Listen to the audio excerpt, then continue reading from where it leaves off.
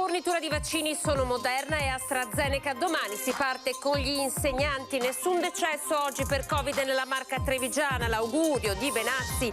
Draghi dia il via libera a Zaia.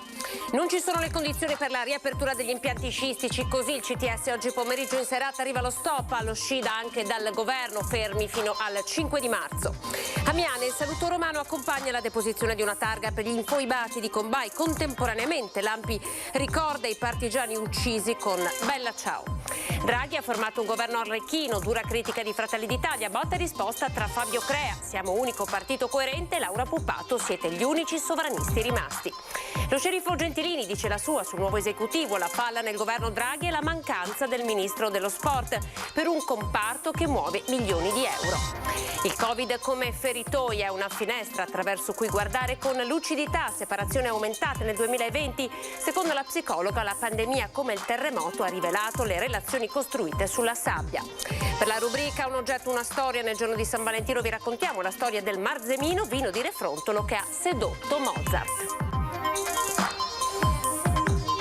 Ben ritrovati, buonasera, questa è l'informazione che arriva dalla Marca trevigiana, la notizia di apertura di fatto per tutto il paese che è arrivata la nuova fornitura di vaccini, sono 424.000 per tutta Italia, quelli destinati al Veneto sono arrivati in mattinata a Venezia. Intanto sul fronte dell'epidemia nella Marca trevigiana nelle ultime 24 ore non è stato riscontrato nessun decesso, dunque almeno questa è una buona notizia che vi vogliamo dare in apertura. Sentiamo subito il direttore generale Francesco Benazzi che conferma domani si parte con le vaccinazioni agli insegnanti. Stiamo attendendo il vaccino di AstraZeneca che dovrebbe essere arrivato a Venezia, sarà distribuito lunedì e poi partiremo con la campagna anche ovviamente con la popolazione di insegnanti. Partiamo con le scuole di infanzia con AstraZeneca, cioè chiaramente le scuole vengono fatte con AstraZeneca. I vaccini sono arrivati atterrati a Pratica di Mare 2 giorni fa con il supporto militare del Comando Interforze scortati dai carabinieri. Da questa mattina sono a Venezia.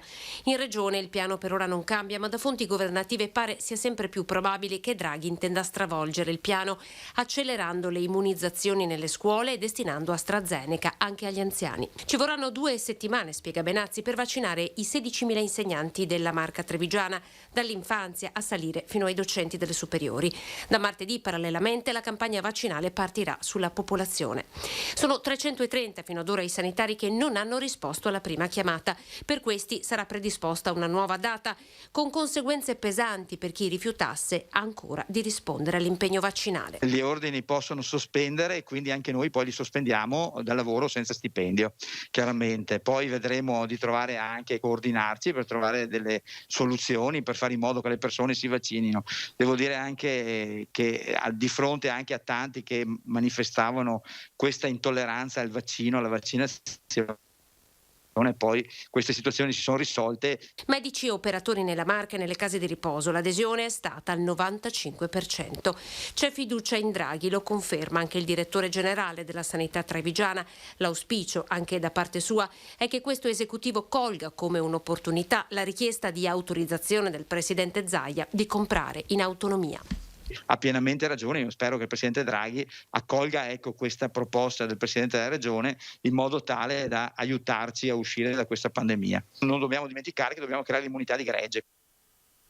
Allora il governo ferma gli impianti sciistici nonostante l'ordinanza regionale del governatore Zaia. Lo stop è arrivato davvero pochi minuti fa, il provvedimento è stato firmato in serata, solo nel pomeriggio il CTS aveva dichiarato non ci sono le condizioni per riaprire gli impianti alla luce delle mutate condizioni epidemiologiche, il riferimento soprattutto alle varianti. E sempre nel pomeriggio l'assessore Canera aveva detto riaprire è un'iniezione di fiducia, in tutto il mondo del turismo e della ricettività ha gran bisogno. Questa ordinanza è un atto di fiducia che facciamo anche nei confronti dei nostri cittadini. In serata comunque è arrivato lo stop.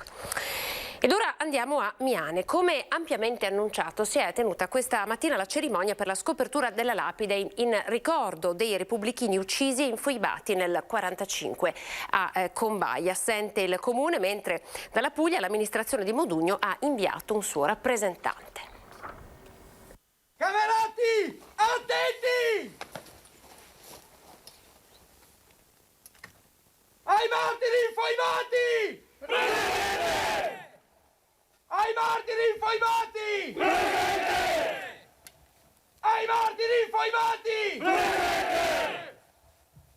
Si è conclusa così questa mattina nel cimitero di Miane la cerimonia per la scopertura della lapide in ricordo di 37 militari della Repubblica Sociale Italiana e un civile uccisi infoibati a Combay nel maggio del 45. Oltre un centinaio i partecipanti da diverse province del Veneto. Dopo la benedizione e la deposizione di un mazzo di fiori ha preso la parola l'ex senatore storico Antonio Serena, che non ha lesinato critiche all'amministrazione comunale per aver all'ultimo comunicato la sua assenza. Quattro gatti dell'ANPI riescano a imporre la loro volontà. Qui viviamo in una terra di centrodestra, riescono a imporre 4 gatti la loro volontà. Questo mentre dopo un viaggio di oltre 2000 chilometri il comune barese di Modugno ha inviato un suo rappresentante in ricordo di un loro concittadino infoibato a Combay. Abbiamo potuto commemorare degnamente Paolo con una lapide al cimitero, all'ingresso del cimitero comunale di Modugno, che campeggia bella grande, con una amministrazione di centrosinistra. Ma le parole più pesanti Antonio Serena le ha riservate per l'Associazione Partigiani d'Italia, che con una lettera aperta al presidente Zaia aveva chiesto di prendere le distanze da queste persone e questa manifestazione. Noi non offendiamo nessuno, come fa l'ANPI, vergogna! Hanno scritto che sono dei delinquenti della 10ª MAS, degli assassini. Vergogna, vergogna, 2 volte vergogna, si vergognino. Gentaglia che ha il coraggio di scrivere di morti queste cose. Posizioni che confermano come dopo oltre 75 anni il solco sia ancora profondo. Noi ci battiamo per queste manifestazioni per ricordare i morti di una parte dimenticata e con questo facciamo un'opera per avvicinare l'altra parte. Ma vedo che c'è una certa difficoltà, c'è un certo veto a incontrarsi, vede anche quello che è successo oggi. Il sindaco mi ha chiamato alle 9:15 per dirmi no, non vengo. Ma perché? Questo accadeva mentre alla stessa ora, pochi chilometri più in là, una rappresentanza dell'ANPI, della PD e della CGIL invece commemorava i partigiani impiccati a Campea. Una mattina mi sono svegliato, oh bella ciao, bella ciao, bella ciao, ciao, ciao. Una mattina mi sono svegliato e ho trovato l'invaso. Mentre a Miane riecheggiavano ancora il presente e il saluto romano, un po' più in giù a Campea, la canzone del partigiano ha concluso la cerimonia in ricordo degli antifascisti impiccati in quel terribile 1945. Un drappello di rappresentanti dell'Associazione Partigiani, del Partito Democratico e di sindacati hanno voluto testimoniare il loro dissenso per quanto stava accadendo qualche chilometro più in su. Ma non solo ricordano dei fascisti, ricordano insieme ai responsabili della guerra civile italiana, con quella RSI, i repubblichini di Salò, che sono stati la causa di tanti tormenti. Ecco perché allora noi diciamo a questi caduti, tra di essi c'è anche un carabiniere, un giovane carabiniere che è stato ucciso dai fascisti, diciamo a questi caduti che non li dimenticheremo mai. Un identico mazzo di fiori per i caduti, punto comune di 2 cerimonie distinte e distanti politicamente, sebbene nello stesso perimetro comunale. Anche qui l'amministrazione non era presente, mentre oltre che dall'ANPI anche dalla CGIL è stata forte la presa di posizione. E anche qui, nel secondo punto di contatto, l'appello perché si possa ripartire da una profonda conoscenza della storia. È giunta l'ora di ricordare il ventennio fascista e l'occupazione fascista nella Jugoslavia, nella Grecia, nell'Albania. Bisogna queste cose studiarle perché in questo contesto si inseriscono le foibe e si inserisce tutto il discorso dell'esodo. Se non si sa questo non si può capire la storia e le istituzioni per prime dovrebbero fare in modo che questa parte della storia fosse conosciuta, venga conosciuta dai giovani e da tutta la popolazione, se no non si riuscirà mai a raggiungere un equilibrio. Ancora un botta e risposta, ma ora torniamo al governo, al nuovo esecutivo, ad averlo faccia a faccia oggi durante l'edizione straordinaria di Antena 3, il Partito Democratico con Laura Puppato, Fratelli d'Italia con Fabio Crea, unico partito rimasto all'opposizione. Esiste, come abbiamo visto, una maggioranza eventualmente aritmetica, che è ben lontano da quello che serve per guidare il Paese. Si era detto governo giallo-verde, governo giallo-rosso con il Conte 2.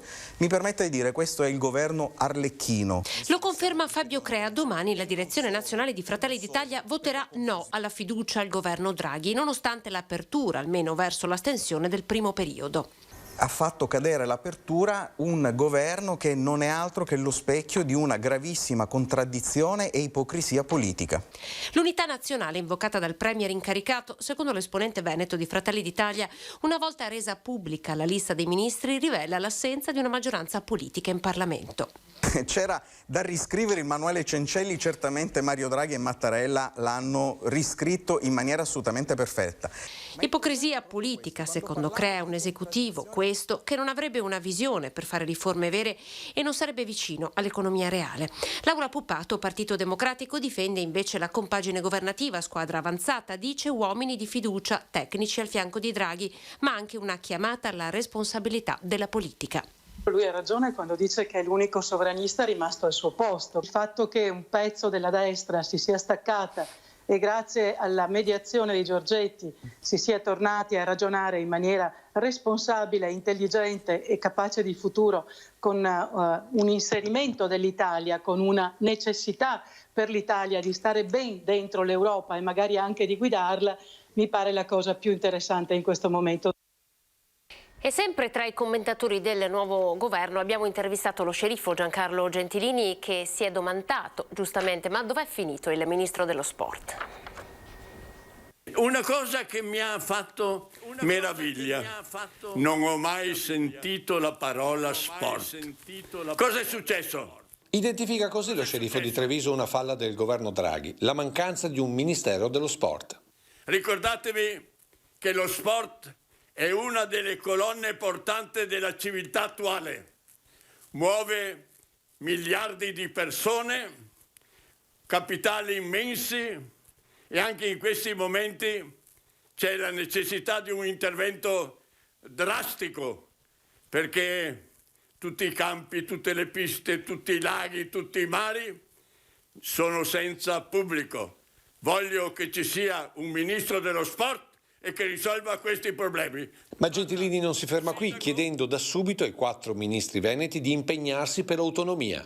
Finalmente Draghi è ricorso a quella miniera d'oro dei cervelli veneti e ha portato dentro 4 personaggi che dovranno imitare certamente quel grande personaggio che è Luca Zaia. Adesso non ci si può più nascondere dietro a un dito. Voglio l'autonomia, sia chiaro. Siamo alla cronaca, c'è un arresto per droga, è un giovane. Il 16 gennaio scorso i militari del nucleo operativo della compagnia dei carabinieri di Montebelluna avevano scoperto e tratto in arresto un 23enne con l'accusa di spaccio. Grazie ad un'indagine che è continuata anche dopo questo arresto, i militari hanno fermato e perquisito un altro giovane di 22 anni di Trevignano. In casa hanno trovato ben 300 grammi di droga, 3 panetti da 100 grammi ciascuno di sostanza stupefacente hashish e un bilancino di precisione. Il 22enne si trova ora nella sua abitazione agli arresti domiciliari. Minaccia, aggredisce e ferisce un carabiniere, accaduto ieri sera quando i militari del nord della sezione radiomobile della stazione dei carabinieri di San Biagio di Callalta sono intervenuti presso un'abitazione di una 36enne, avvisati da residenti che ne avevano segnalato lo stato di alterazione psicofisica. Alla vista dei militari l'uomo è andato in escandescenza dopo aver minacciato e provocato il personale e ha sferrato una testata al volto di uno dei carabinieri. Un altro militare, nel tentativo di immobilizzarlo, si è ferito ad una mano. L'uomo è stato arrestato, trattenuto presso le camere di sicurezza della caserma in attesa dell'udienza di convalida che è prevista per domani. Torniamo a parlare di coronavirus, andiamo a Distrana, dove una scuola di musica celebra il suo 40° anno di attività. Tante sono le difficoltà, ma c'è qualche segnale di ripresa. Vediamo.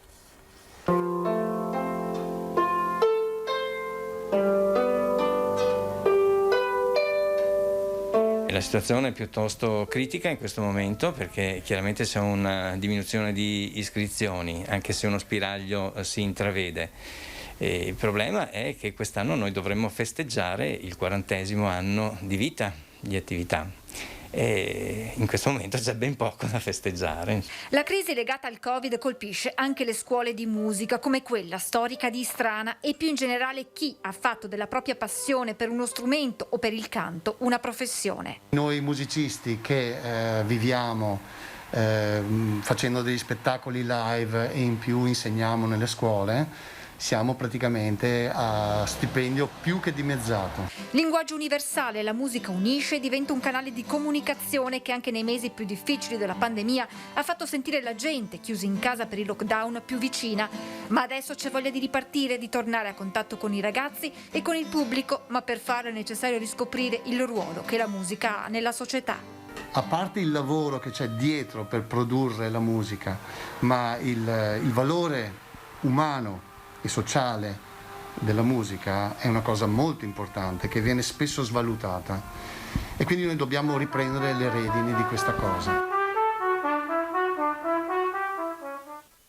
Oggi è San Valentino, ma che San Valentino è al tempo del coronavirus? I dati ci raccontano che quest'anno c'è stato un record nella Marca trevigiana per separazioni e divorzi. Ne abbiamo parlato con la dottoressa Fortunata Pizzoferro.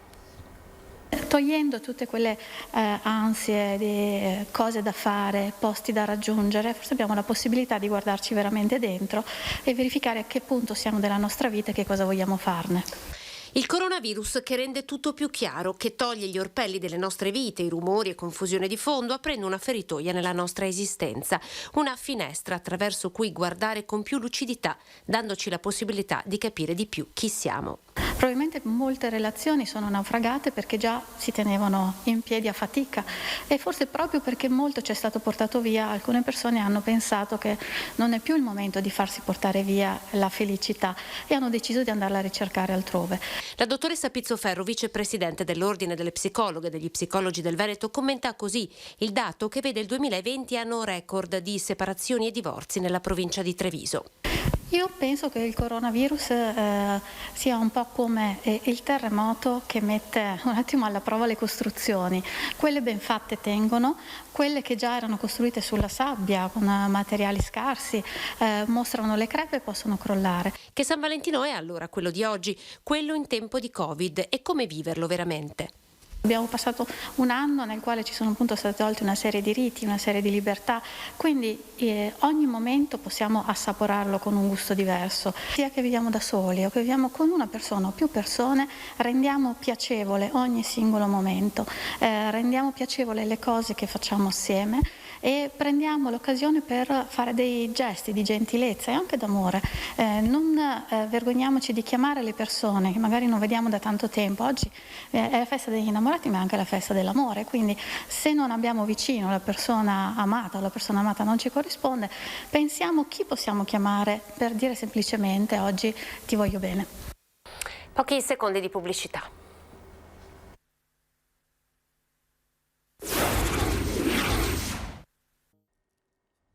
Eccoci, riprendiamo parlando di Parkinson con un bel progetto dell'ULSS 2 per andare incontro a pazienti ma anche ai loro familiari per affrontare questa particolare malattia.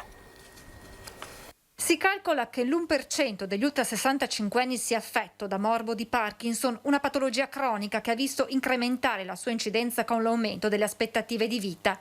L'ULSS 2 in questi ultimi anni ha realizzato un progetto innovativo rivolto ai pazienti e ai loro familiari per un giusto approccio alla malattia, che si è concretizzato in una serie di corsi di educazione terapeutica che ha visto coinvolta un'equipe multidisciplinare. Insegnare ai pazienti tutto quello che può essere necessario per gestire al meglio la malattia, a cominciare da che cos'è la malattia di Parkinson, come si fa la diagnosi, come si fa la terapia e come gestire al meglio i farmaci, sia per quanto riguarda la terapia farmacologica, ma anche per tutte quelle terapie fisiche o i consigli sull'alimentazione che cambiano radicalmente poi la qualità di vita del malato. Fondamentale anche l'intervento di una psicologa che ha insegnato agli operatori a comunicare con i pazienti.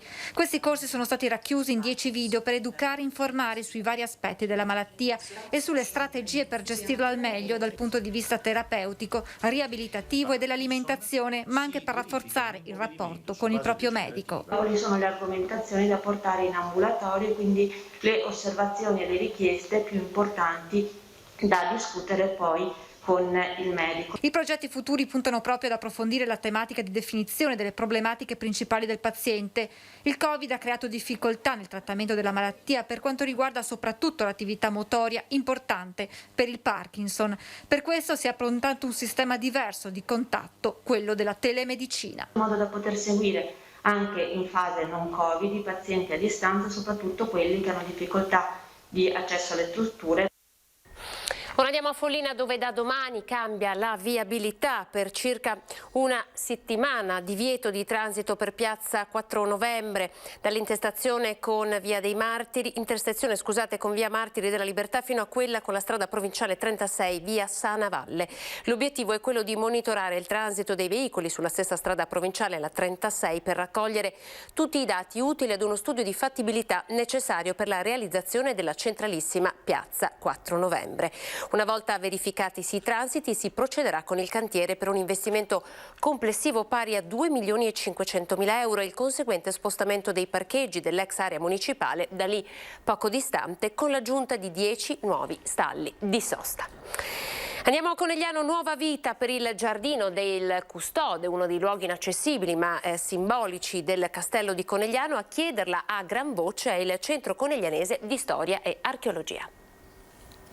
Non è segreto, ma di certo inaccessibile e lasciato a se stesso il giardino inferiore del castello di Conegliano, noto anche come giardino del Custode, 500 metri quadrati circa, senza qualcuno che se ne prenda cura. Un vero peccato, quasi un affronto se si considera il luogo simbolico e i paesaggi da qui visibili, quelli del Cimaieri e delle colline UNESCO oggi. Ecco quindi la proposta del Centro Coneglianese di Storia e Archeologia, una rampa sospesa tra il giardino inferiore, da rimettere a nuovo, e quello superiore. È un nastro pavimentato o in pietra locale o in legno, con una sua balaustra in vetro o in cavo di acciaio tesato a seconda del budget che ci sarà poi a disposizione. Il progetto può svolgersi in più tempi, ma per un progetto più generale potrebbe essere sui 120-130 mila euro. Questo cancelletto chiuso da decenni potrebbe così riaprirsi a cittadini e turisti, una speranza che diventa appello agli amministratori. Noi facciamo questa proposta, la facciamo all'amministrazione che ci saranno e agli uffici tecnici, in modo che si possa dare anche risposta proprio per interesse nel castello, al castello, dove c'è il bel panorama, si può mangiare bene e naturalmente si può bere meglio, perché il Prosecco diventa uno dei valori aggiunti del territorio. Da Conegliano ad Asolo, dove da qualche giorno è iniziato il restauro del varco più antico della cinta muraria. Guardate. Fotografa soddisfatto il sindaco Migliorini la nuova scala per il Belvedere subito sotto il castello della Regina Cornaro. Ennesimo intervento nella città dei 100 orizzonti. Poi sale fino al convento di San Luigi, dove da qualche giorno si sta allestendo il cantiere per il restauro conservativo di Porta Colmarion, quella che per intenderci dal centro storico di Asolo porta alla Rocca. È l'unica porta di Asolo che è rimasta integra nel corso dei secoli e risale alla seconda metà del 1300. Questo intervento alla Portello Colmarion viene fatto con 90.000 euro di contributo da parte della Presidenza del Consiglio dei Ministri. La scala che stiamo allestendo e predisponendo sul Belvedere di Piazzetta Duse lo facciamo grazie ad oltre 5.000 euro di contributo da parte di un privato. Nella Rocca tra fine di marzo e primi di aprile partirà il secondo step degli interventi per il miglioramento interno della Rocca, quindi con una nuova biglietteria Infopoint, con dei nuovi percorsi per farla diventare un parco archeologico, e questo grazie a un contributo di 200.000 euro da parte del Ministero della Cultura. Un esempio pratico e con una punta d'orgoglio di come si possono trovare le risorse per salvaguardare il patrimonio comune, oltre che attrattivo per il comparto turistico. Perché voi ci riuscite a Conegliano no? Non lo so perché Conegliano non ci riesca, noi ci riusciamo, finora ci siamo riusciti presentando progetti fattibili, sostenibili e anche compartecipando in alcuni momenti sia nella progettazione ma anche con l'esecuzione dei lavori. Come dire, insomma, bisogna cogliere le occasioni quando arrivano. Bisogna cogliere le occasioni, dico sempre ai miei tecnici nonché ai miei colleghi, dobbiamo prendere il treno che passa e non lasciarlo fuggire. Per la rubrica Un oggetto, una storia, in questa serata di San Valentino vi raccontiamo la storia di un vino seduttore.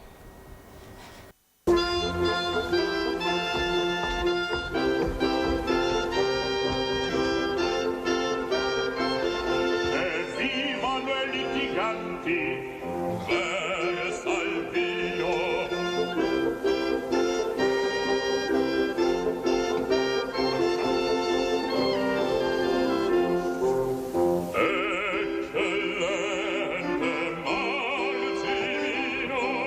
È una delle celebri arie del Don Giovanni di Mozart, che cita uno dei vini storici della Marca. Il Marzemino cantato dal seduttore è il Marzemino di Refrontolo e in particolare il Passito, vero nettare che Mozart avrebbe scoperto e soprattutto apprezzato grazie al suo librettista, quel Lorenzo da Ponte di Cendra, quando non era ancora Vittorio Veneto. Il Mozart si sa che andava, tra i suoi viaggi veniva spesso a Venezia e è molto probabile che gli sia stato portato questo nostro prodotto d'eccellenza.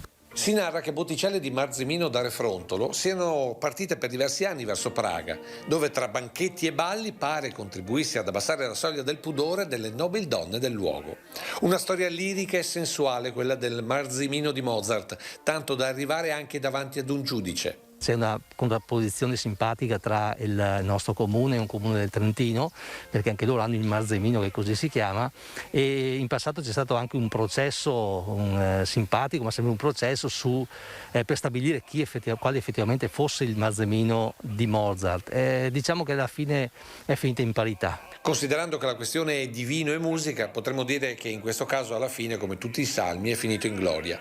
Di certo il Marzemino, inebriando Amadeus da Salisburgo, ha contribuito a tratteggiare il gran seduttore Don Giovanni e forse anche molte altre opere di Mozart, dove amore e seduzione compongono la trama principale. Il vostro vino è un po' seducente, un po' come il Don Giovanni, che è seduttore. Di sicuro, sicuramente l'abbinamento è dato anche da questo. Ecco, il nostro vino, perché noi insistiamo nel dire che è il nostro, perché è un vino dolce, amabile e quindi ben si presta a quegli eventi mondani ai quali sicuramente il Mozart partecipava. Insomma, per sedurre bene una donna ci vuole un buon Marzemino Passito. Di sicuro, provate e il risultato non si farà attendere. Questo era il nostro ultimo servizio, vi lasciamo con una copertina speciale, qui seguirà poi il meteo, ovvero il volo delle frecce tricolori sulle Dolomiti da Cortina d'Ampezzo, il volo di questa mattina nella 7ª giornata dei mondiali nella gara di discesa libera. Grazie per essere stati in nostra compagnia, arrivederci.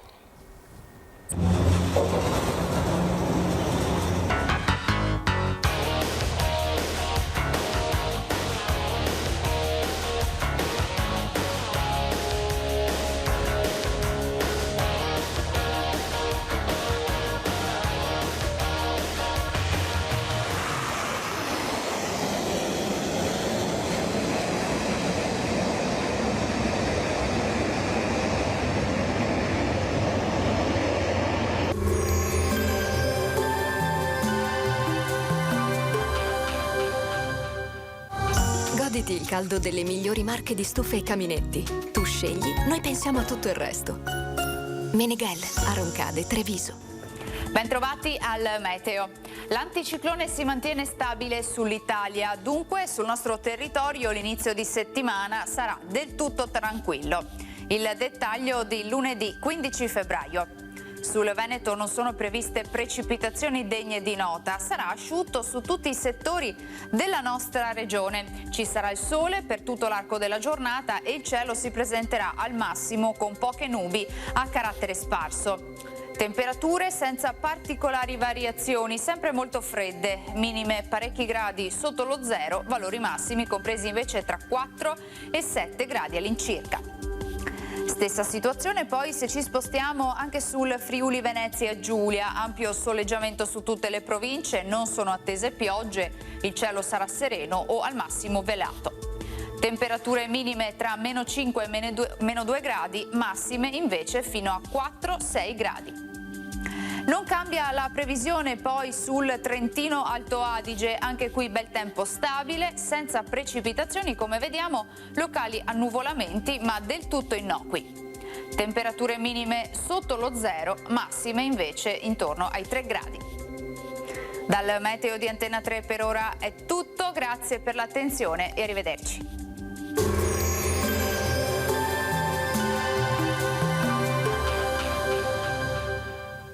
Goditi il caldo delle migliori marche di stufe e caminetti. Tu scegli, noi pensiamo a tutto il resto. Meneghel, a Roncade, Treviso.